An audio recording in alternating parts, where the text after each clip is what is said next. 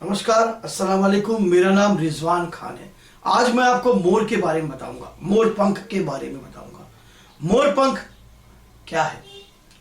मोर हमारा राष्ट्रीय पक्षी है। मोर हमारा और श्रीलंका में राष्ट्रीय पक्षी घोषित किया गया है। मोर एक पवित्र पक्षी है। मोर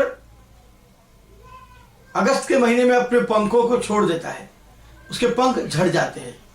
मोर बरसात के आने पर खुश होकर नाचता है।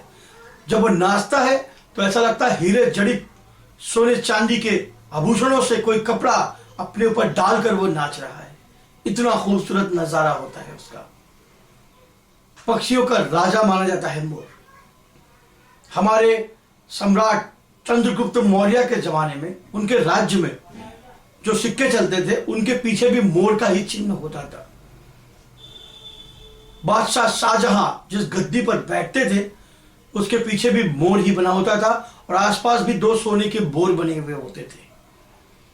वैसे उनके तख्त का नाम भी तख्त ताऊस था, क्योंकि इंग्लिश में मोर को पीकॉक और अरबी में मोर को ताऊस कहते हैं।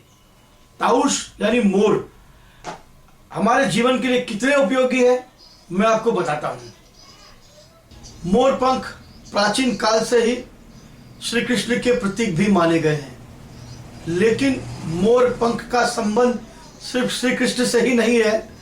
मोर पंख में सभी देवताओं का वास भी माना गया है। प्राचीन समय में देवताओं ने मोर की सहायता से संध्या नामक असुर का वध किया था और पक्षी शास्त्र में मोर को बहुत महत्व दिया गया है। मोर बुद्धि की देवी सरस्वती का वाहन है। मोर पंख पवित्रता का प्रतीक है, क्योंकि वो पाक जानवर है और बुरी शक्तियों को नाश करने वाला पंख होता है। इसलिए मंदिरों में और मस्जिदों में मोर पंख से झाड़ा किया जाता है और नजर उतारी जाती है। ज्योतिष शास्त्र में भी मोर पंख का विशेष महत्व है और सभी ग्रहों का प्रतिनिधि माना गया है उसको, और नकारात्मक ऊर्जाओं को दूर कर देता है और सकारात्मक शक्ति हमारे शरीर में पैदा कर सकता है।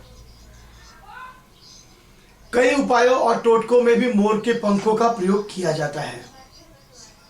मैं आज आपको बताऊंगा मोर पंख से होने वाले चमत्कारी प्रयोग के बारे में, जिससे आपको वाकई में बहुत फायदा होगा, क्योंकि मोर एक पाक है।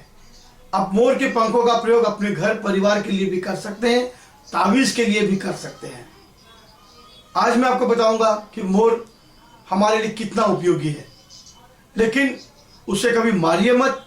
अगर उसके पंख आपको झड़े हुए मिले तो उसे आप प्राप्त करिए, क्योंकि मोर मारना कानूनन गुनाह है।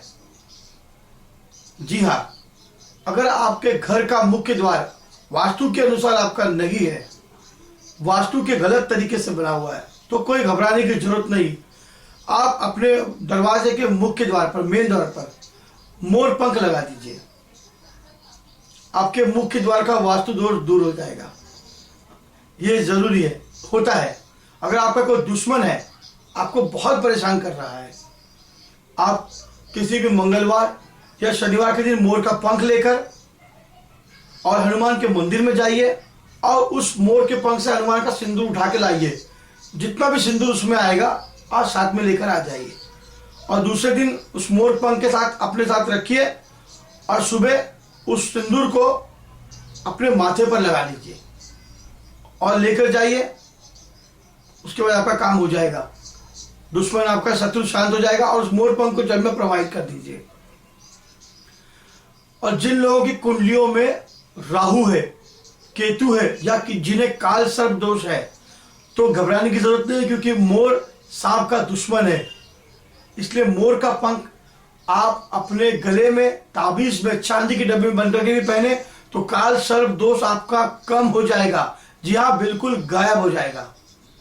अब बजर है, नजर में अगर कोई बच्चा आ गया है, उसको नजर हो गई है, रो रहा है, तो उसको भी मोर पंख उसके सिरहाने रख के उसको सुला सकते हैं, या उसको चांदी की डिबिया में बंद करके ताबीज बना करके उसके गले में आप डाल सकते हैं।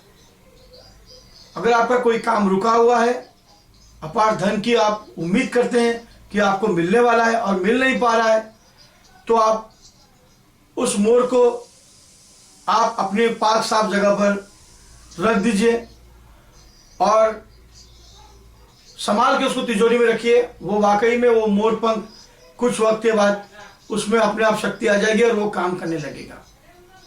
और आपके उस मोर पंख को हमेशा साथ लेकर जाइए और आपका धन आने का रास्ता अपने आप खुल जाएगा।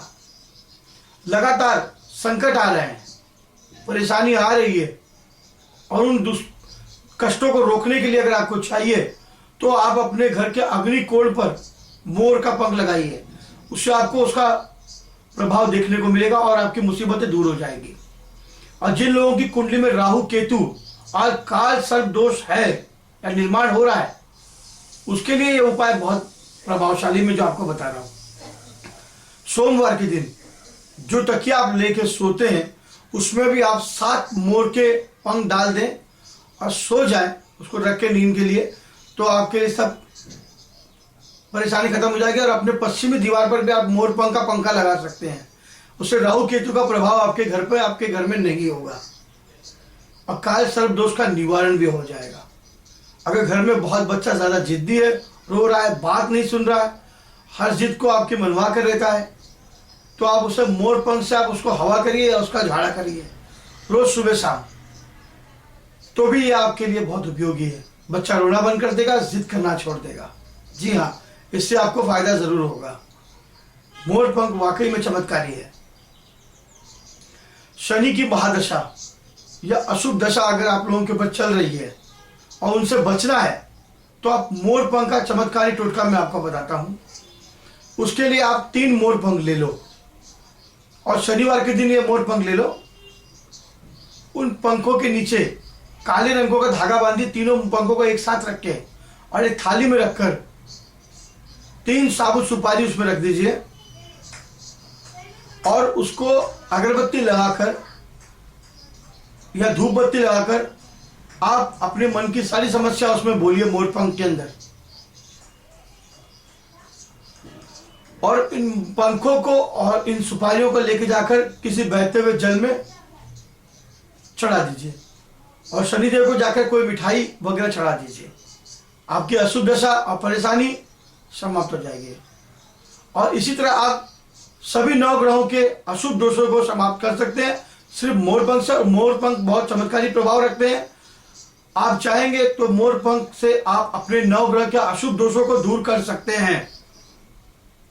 मैं आपको मोर पंख के बारे में और भी आगे बताऊंगा, लेकिन आप मोर पंखों का प्रयोग जरूर करें, इसका फायदा आपको देखने को जरूर मिलेगा। जी हाँ, वाकई में विशेष महत्वपूर्ण है। और ये बुरा साया है, अगर आपके पास कोई आवाज आ रही है, कोई परेशान कर रहा है, आपको कोई साया दिखाई दे रहा है, आप मोर पंख सिर्फ अपने घर में रखिए। ना सांप आएगा, ना बुरी बला, ना परेशानी, क्योंकि मोर पंख में वो वाकई में जादुई करिश्माई शक्ति है, ताकत है। हमारे बड़े बड़े पीर फकीर बाबा मौलवी लोग भी मोर पंखों का इस्तेमाल करते थे। मोर वाकई में चमत्कारी और पक्षियों का राजा कहा गया है। अगर आपको मेरे वीडियो पसंद आया हो तो आप इसे लाइक जरूर करें, सब्सक्राइब जरूर करें और मुझे मेल जरूर करें। मैं आपके लिए जरूर कुछ ना कुछ नया खोजता रहूंगा और आपके लिए कुछ ना कुछ नए वीडियो बनाकर अपलोड करता रहूंगा। नमस्कार, खुदा हाफिज।